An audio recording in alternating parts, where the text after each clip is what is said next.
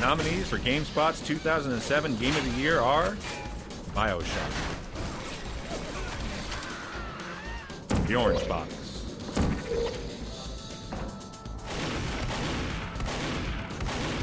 Rock Band,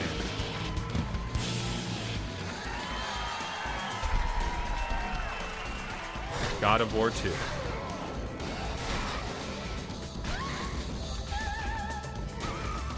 Crisis,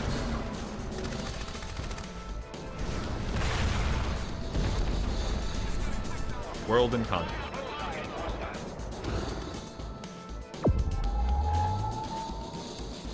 Super Mario Galaxy,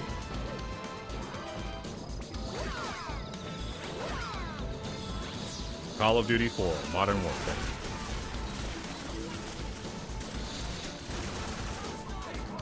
Forza Motorsport 2,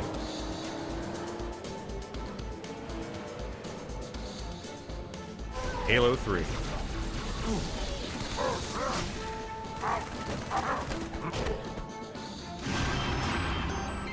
and the winner for GameSpot's 2007 Game of the Year is Super Mario Galaxy.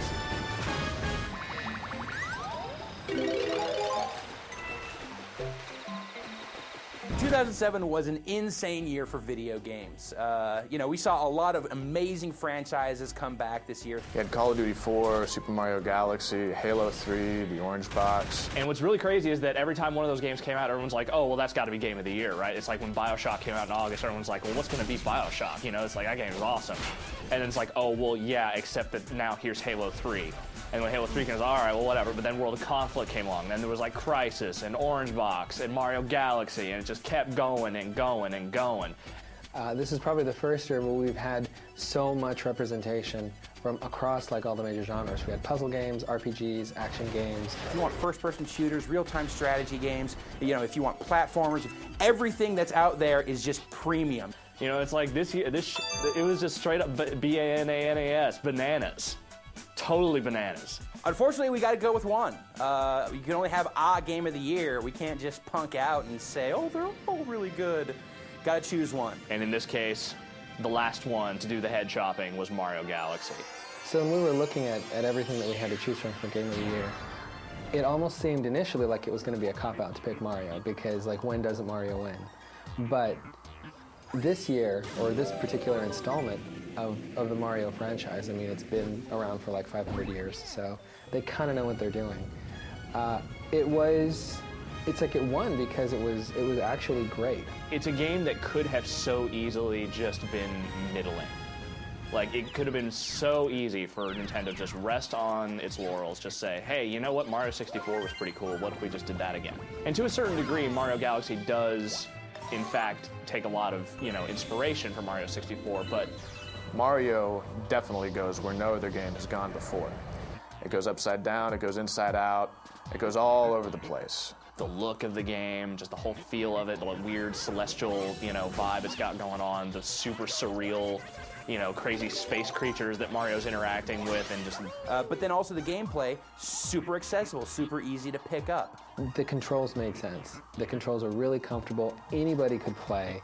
But then at the same time, the way that it uses the physics and all these weird little, you know, little asteroids and planets and these abstract levels really gave it its own feel.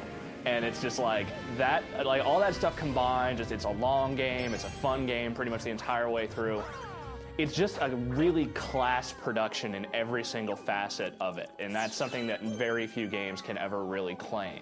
You know, after Super Mario Sunshine for the GameCube, Nintendo really had a lot to prove with its core Mario franchise. They really had to show people that they could make something that, you know, would appeal to people who have a long history with Mario, but would still be accessible to newcomers. And that's the thing about it, is that with Mario, it's always really easy to just give a Mario game props, because, you know, it's a Mario game. Everyone loves Mario games. You know, that's just how it is.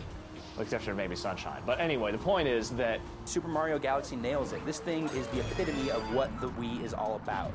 This game totally appeals to the hardcore Mario fans. It's got so many crazy references to past Mario games that'll make your head spin. you could have put Bubsy in that game.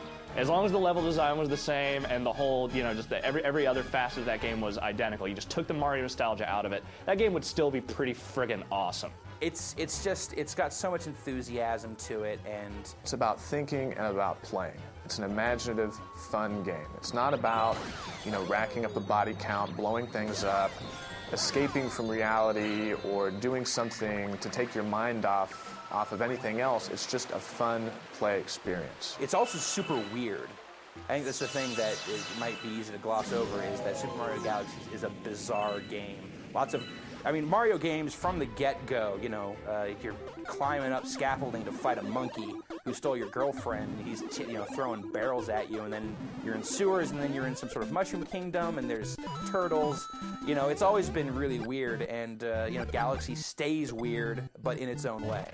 So yeah, in a year where, you know, a billion different awesome games came out, it takes something really pretty special to kind of stand out amongst that pack. Every other game on this list is phenomenal. Again, top of its class. You'll be hard-pressed to find another game in its genre better than what it is. But each of them comes with some sort of caveat. Each of them, there's like, well, this is really good, but there's this. This is really good, but there's this. And the thing about Mario Galaxy that makes it stand out is just the fact that every single component, everything it does, is awesome in one way or another. There's no one part of that game that sucks. You know, it's long, it's detailed, it's beautiful to look at, hella fun to play in practically every single level, every single part of it. That's just something that games can't claim these days, like almost ever. And that Galaxy really pulled that off is really awesome.